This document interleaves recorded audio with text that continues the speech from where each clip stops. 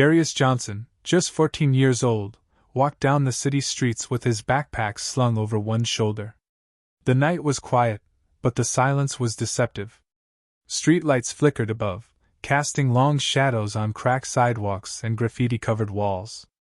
He was heading home, lost in thought, unaware that tonight, innocence itself would be challenged. Suddenly, a patrol car screeched to a stop beside him. Officer Reynolds stepped out, towering over Darius, his face a mixture of suspicion and authority. Darius froze. His heart pounded in his chest. He knew this wasn't about what he had done, it was about who he was. I haven't done anything, sir, Darius said, voice trembling. Please let me go home. From around the corner, Elijah, Darius' father, spotted the scene. His heart sank, and he sprinted toward his son. Step back. He's my son. You have no reason to stop him, he shouted. But Officer Reynolds ignored him, his voice firm and uncompromising. Darius' fear was sharp, yet he held on to courage. He pulled out his phone. Sir, I've been recording our walk. I've done nothing wrong. Please check. Officer Reynolds glanced at the phone, hesitation flickering in his eyes. For the first time, he realized Darius was innocent, but pride and authority made it difficult to admit. Around them, neighbors began taking out their phones, recording the confrontation. Hey! Stop harassing that boy! Someone yelled. Darius gripped his backpack tighter and whispered to his father. Dad, this isn't over. I know it. Elijah nodded, his eyes filled with determination. We'll fight it together, son. Justice doesn't come easy, but we'll make them listen. That night, Darius' voice had been heard. It was a small victory, but the real fight for justice was just beginning. After that night, Darius and Elijah took every step carefully. Every glance and shadow reminded them that not only they, but the entire neighborhood was watching. Darius realized that staying silent wouldn't bring justice. Voices had to be raised. The next morning, Elijah spoke with neighbors. Faces were serious, but in their eyes, a hidden courage shone through. This boy is only asking for his right, Elijah said. If we stand together, we can face not just this, but every injustice. At school, Darius shared his story quietly with classmates and teachers. He realized accountability didn't only come from the police. Community awareness was essential. Inspired by his courage, people decided to help document and report Officer Reynolds' actions. Meanwhile, Officer Reynolds sat in his patrol car, conflicted. Years of authority and training had not prepared him for the truth confronting him, a 14-year-old showing bravery and integrity. Neighborhood recordings, videos, and Darius' unwavering voice made him question himself. The community's support began to grow. People understood that justice wasn't only for the powerful, it was for those who often went unheard. Local journalists started covering the story, slowly putting Reynolds' actions under scrutiny. Darius, more confident than ever, said to his father, Dad, our voices aren't just for us. If we stay silent, injustice will repeat. Elijah looked at him with pride. Exactly, son. You've shown how powerful truth and courage can be. We stand not just for ourselves, but for our community. That day, a small rally formed in the neighborhood. People held banners, cameras recorded, and Darius' voice reached everyone present. What started as a child's courage was turning into a movement. For Officer Reynolds, it became harder to ignore, as he faced not authority alone, but the collective voice of the community. Darius and Elijah realized that challenging injustice required more than evidence, it demanded solidarity. Every recording, every witness, every voice stood with them. Courage paired with truth had created a power no one could ignore. Days passed, but the tension didn't fade. Darius and Elijah felt the weight of every stare, every whispered conversation in the neighborhood. Yet, the courage that had sparked on the street now burned brighter. Darius knew that this was no longer just about him. It was about standing up for what was right, even when the odds seemed impossible. Officer Reynolds, meanwhile, could not shake the images, videos, and voices that had begun circulating. Every replayed clip, every witness statement, every neighborhood whisper pricked at his conscience. The authority he had once wielded without question now felt hollow.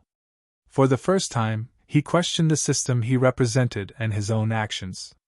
Darius, sensing the moment, did not falter. He and his father organized meetings with community leaders, local activists, and even journalists. The message was clear: injustice could no longer be ignored.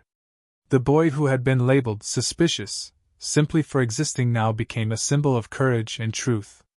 One afternoon, Darius walked into the neighborhood community center, where Officer Reynolds had agreed to meet, a reluctant concession to the mounting public pressure. The room was tense. Residents and reporters filled every seat, their eyes fixed on the man who had once intimidated a child on a street corner. Reynolds' voice trembled as he finally spoke. I realize now that my actions were wrong. I let my assumptions cloud my judgment. I should have seen the truth from the beginning." His eyes met Darius, the same boy whose courage had inspired an entire community. Darius took a deep breath, his young voice steady. "Sir, it's not just about me. It's about every kid who's scared to walk home, every voice that's ignored, every injustice swept under the rug. You can choose to be part of the problem, or part of the solution." The room went silent. Even the journalists held their breath. This was no ordinary apology. It was an awakening, a recognition of the power of truth and the resilience of those who refused to be silenced. Elijah placed a supportive hand on his son's shoulder. "It takes courage to admit mistakes. It takes even more to fight for justice," he said quietly, but his words carried across the room. Officer Reynolds swallowed hard. The conflict inside him had been raw and real, but the evidence was undeniable. The community's collective voice, paired with the unwavering courage of a child, had cracked through years of bias and indifference. From that day forward, the narrative began to shift. Darius' story spread through news outlets and social media, highlighting the injustices many had silently endured. Officer Reynolds, humbled and aware, committed to learning and change. He attended community meetings, listened, and worked to ensure that no child would ever feel the fear that Darius had felt that night. Darius, despite his young age, had become a symbol, not just of courage, but of accountability. He had shown that even the smallest voice could challenge a system, and that truth paired with courage could transform a community. Elijah watched his son, pride shining in his eyes. "You've done more than I ever imagined, Darius," he whispered. The community, now united, began to see a glimmer of justice where before there had only been fear. It was not a perfect world, but for the first time in a long time, they believed that change was possible, and that black voices, even those of children, could not be ignored. Weeks passed, and the city of Eastbrook began to feel a subtle change. Darius and Elijah could sense it in the streets, in the conversations, in the eyes of their neighbors. What had started as a moment of fear and injustice had transformed into a movement of courage and accountability. Darius walked home one evening, not with trepidation, but with a quiet confidence. He knew that the path to justice was never easy, but he had learned that one voice, when combined with truth and persistence, could resonate far beyond its source. The community rallied behind him, their support unwavering. Local news outlets covered the story, highlighting how a young black boy had stood up against injustice and inspired an entire neighborhood to speak up. Social media amplified their voices, and soon, the narrative was no longer about fear, it was about resilience and change. Officer Reynolds, once a symbol of unchecked authority, had begun to transform. He attended community meetings, listened without judgment, and worked tirelessly to ensure that no child in Eastbrook would face the fear Darius had endured. His acknowledgement of his own bias and mistakes set a precedent, not just for law enforcement, but for everyone who had witnessed the story unfold. Elijah watched his son during one community gathering, pride swelling in his chest. "You've shown them what courage looks like, Darius," he whispered. "You didn't just fight for yourself, you fought for all of us." Darius smiled, eyes shining. "We all have a voice, Dad. And we all deserve to be heard." As the sun set over the neighborhood, the streets that had once felt ominous now carried a sense of hope. Children played freely, families walked home without fear, and the echoes of injustice were met with the unwavering strength of community. Darius' story had become a reminder that justice is not given, it is earned through courage, truth, and persistence. In the days that followed, Officer Reynolds took steps to reform his approach, attending training sessions on bias and community engagement. Residents saw the change, and slowly, trust began to rebuild. The neighborhood that had once been silenced by fear now found its voice amplified through collective action. Darius, still just a boy, had proven that age was no barrier to making a difference. His bravery reminded everyone that Black voices, especially those often dismissed or overlooked, are powerful agents of change.